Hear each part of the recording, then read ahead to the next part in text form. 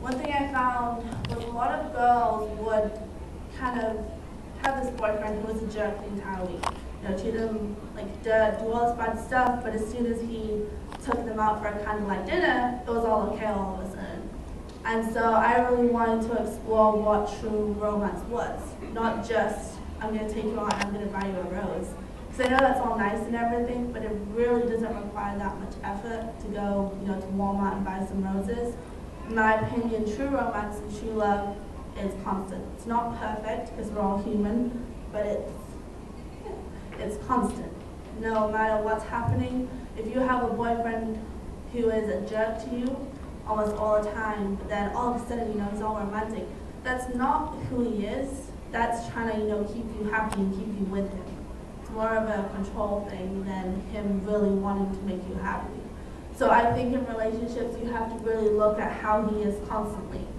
And I don't think that guy has to do crazy romantic gestures all the time, but look at his behavior, look at his character, look at his actions, his day-to-day actions towards you. And that, to me, really defines if he's romantic, if he really loves you, or if he's just there to get something out of you and to control you. So once again, I'm going to use scripture because if anyone's ever read 1 Corinthians 13, most people have heard it at weddings and stuff, it's actually kind of amazing how God puts out romance. So I could read this whole thing. I'll read the whole thing. So it says, love never gives up. Love cares more for others than for itself. Love doesn't want what it doesn't have. Love doesn't strut, doesn't have a small head, doesn't force itself on others, doesn't always be first, doesn't fly off the handle, doesn't keep score of the sins of others, doesn't revel when others grovel, takes pleasure in the flowering of truth, puts up with anything, trusts God always, always looks for the best, never looks back, but keeps going to the end. Even if you're not a Christian or whatever, I think that's still a beautiful piece of writing, in my opinion.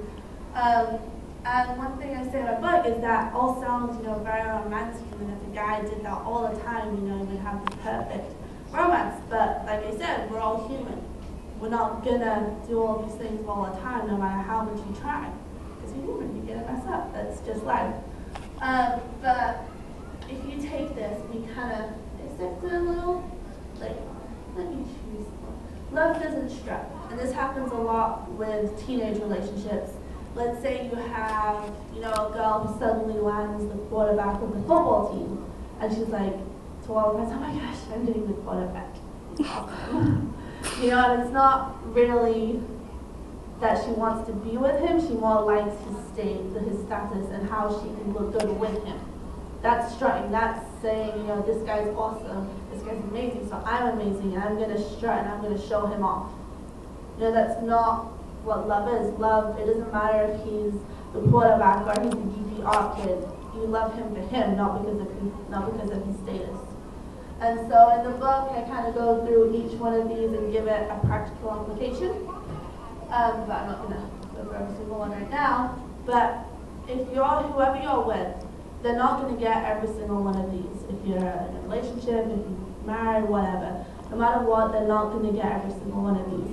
But if they can't even do anything, look at it as a list. If they can't even do one of the things on there, he really doesn't care about you.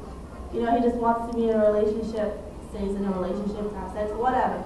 It's not really about loving you. And if you can't do one thing, that's really, really bad. And in my opinion, I think everyone can keep at least 2 or 3 pretty much always, and then other ones coming in and out. But if he doesn't keep any, it's not good. So I always tell people to kind of use this as a checklist. Not a pretty checklist, but a checklist nonetheless, just to see if it is true romance or it's just do you do.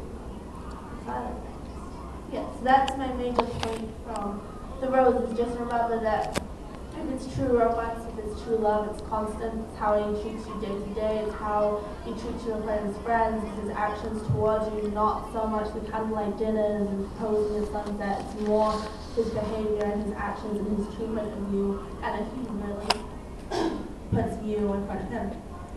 So that's my thing. So.